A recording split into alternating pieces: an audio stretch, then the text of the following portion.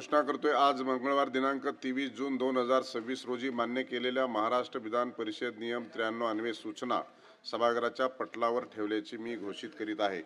परिवहन मंत्री माननीय सभापती महोदय, राज्याचे लोकप्रिय उपमुख्यमंत्री यांच्या सूचनेवरून काल एसटी कामगारांनी जी बंदची हाक दिली होती आणि 29 तारखेला त्यांनी जे आंदोलन करण्याची भूमिका घेतली त्यावर निर्णय घेण्याकरता काल सभागृहामध्ये आमचे सदाभाऊ खोत यांनी सुद्धा हा विषय उपस्थित केला आणि त्या अनुषंगाने मी एसटी महामंडळाच्या सर्व सभासदांची आणि सर्व कामगारांची बैठक घेतली आणि आज या सभागृहाला उपस्थित किंवा उभा राहत असताना माझ्या मनात एक समाधानाची भावना आहे। कारण आज आपण केवळ एक प्रशासकीय निर्णय जाहीर करत नाही आहोत, तर महाराष्ट्राच्या कानाकोपऱ्यात अहोरात्र सेवा देणाऱ्या एसटीच्या सुमारे 86,000 कर्मचाऱ्यांच्या न्याय हक्काला न्याय देत आहोत। एसटी ही केवळ एक परिवहन संस्था नाही, ही महाराष्ट्राच्या सर्वसामान्य जनतेची जीवनवाहिनी आहे। गेली 8 दशके लालपरीने शेतकरी, विद्यार्थी, कामगार, महिला, ज्येष्ठ नागरिक आणि आदिवासी व दुर्गम भागातील लाखो नागरिकांच्या त्यांच्या आयुष्याशी जोडून ठेवलेले आहे। या लालपरीचा खरा आधारस्तंभ म्हणजे एसटीचे कर्मचारी। उन्हाळा असो, पावसाळा असो किंवा कोणतेही संकट असो, स्वतःच्या कुटुंबापेक्षा प्रवाशांच्या सुरक्षिततेला प्राधान्य देणारे या कर्मचाऱ्यांचे योगदान शब्दात मांडणे अशक्य आहे। याच कर्मचाऱ्यांच्या अनेक वर्षापासून प्रलंबित असलेल्या न्याय मागण्यांबाबत शासनाने अत्यंत सकारात्मक भूमिका घेतली आहे।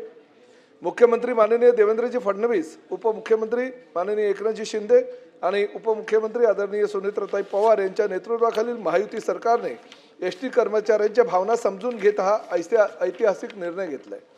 मला या सभागृहाला सांगताना आनंद होत आहे की राज्य सरकारी कर्मचाऱ्यांप्रमाणेच एसटी कर्मचाऱ्यांना महागाई भत्ता 53% वरून 58% करण्यात आलेला आहे।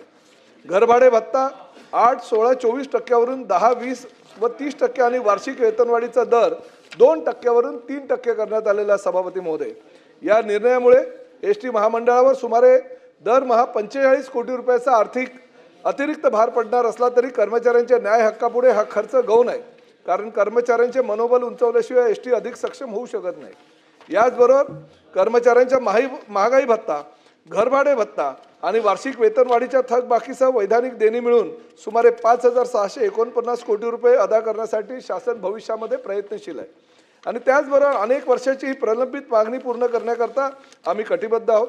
मी एसटी कर्मचाऱ्यांच्या सर्व संघटनांचे मनापासून आभार मानतो। त्यांनी संघर्ष केला, संयमही राखला आणि सकारात्मक चर्चेच्या माध्यमातून मार्ग काढण्यावर विश्वास ठेवला। विशेषतः कृती समितीचे नेतृत्व करणारे आमदार गोपीचंद पडळकर, आमदार सदाभाऊ खोत व कृती समितीचे सर्व सदस्य यांनी वेळोवेळी कर्मचाऱ्यांच्या भावना सभागृहात प्रभावीपणे मांडल्या, त्याबद्दल त्यांच्या प्रयत्नांचे सुद्धा मनापासून आभार मानतो। या सभागृहाचे सदस्य असलेले भाई जगताप व त्यांचे सहयोगी असलेले श्रीरंग बर्गे यांचेही मी मनापासून आभार मानतो।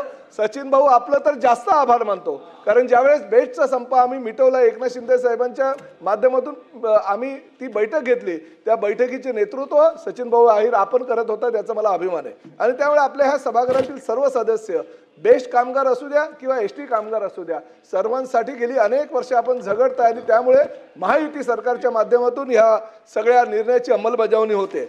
या निर्णयानंतर कर्मचाऱ्यांनी 29 जून रोजी जे धरणे आंदोलन करण्याचा निर्णय घेतला होता तो मागे घेतलेला आहे। हे शासन कर्मचाऱ्यांमधील परस्पर विश्वासाची मोठी पावती आहे। सभापती महोदय, आजचा हा निर्णय केवळ वेतनवाढीचा नाही तर विश्वास वाढवण्याचा आहे। निर्णय केवळ आर्थिक नाही तर मानवी संवेदनाचा आहे। एसटीच्या प्रत्येक चालक, वाहक, तांत्रिक, कर्मचारी, अधिकारी आणि कर्मचाऱ्यांच्या कष्टांच्या शासनाने केलेला हा सन्मान आहे। आपल्यालाही कल्पना आहे की सभागृहातील आमचे सदस्य दरेकर साहेब यांचे वडील सुद्धा एसटीचे कंडक्टर होते, त्यामुळे एसटीचा विषय ज्या वेळेस या सभागृहामध्ये आला ते सुद्धा आपल्या भावना या सभागृहामध्ये व्यक्त करत असतात आणि त्यामुळे या सभागृहातील सगळ्या सदस्यांच्या भावनांचा आदर करून आम्ही हा महायुती सरकारने निर्णय घेतलेला आहे। आपण सर्वांनी मिळून एसटीला आर्थिकदृष्ट्या सक्षम, आधुनिक आणि प्रवाशांच्या विश्वासाला पात्र अशी संस्था बनवायची आहे. कर्मचारी समाधानी असतील तरच लालपरी अधिक वेगाने अधिक विश्वासाने महाराष्ट्राच्या प्रत्येक गावापर्यंत धावेल याचा मला पूर्ण विश्वास आहे. मी परत एकदा या सभागृहातील सर्व सदस्यांचे मनापासून आभार व्यक्त करतो की वेळोवेळी एसटीचा जेव्हा प्रश्न राहिला त्या प्रश्नाला चालना देण्यासाठी या सभागृहातील भले विरोधी पक्षाचे का होईना पण विरोधी पक्षाचे असेल तरी एसटीचा कर्मचारी हा आमचा कर्मचारी आमचा सहकारी आहे. या भावना आमच्या कुटुंबातील एक सदस्य म्हणून आपण सर्वांनी जो ठेवला त्यामुळे एसटीला प्रगती पथावर घेऊन जाण्यासाठी मी प्रयत्न करतो आणि त्या पाठीमागे आपण ठामपणे उभे आहात याचा मला अभिमान आहे. परत एकदा या सभागृहातील सर्व सदस्यांचा मनापासून आभार व्यक्त करतो.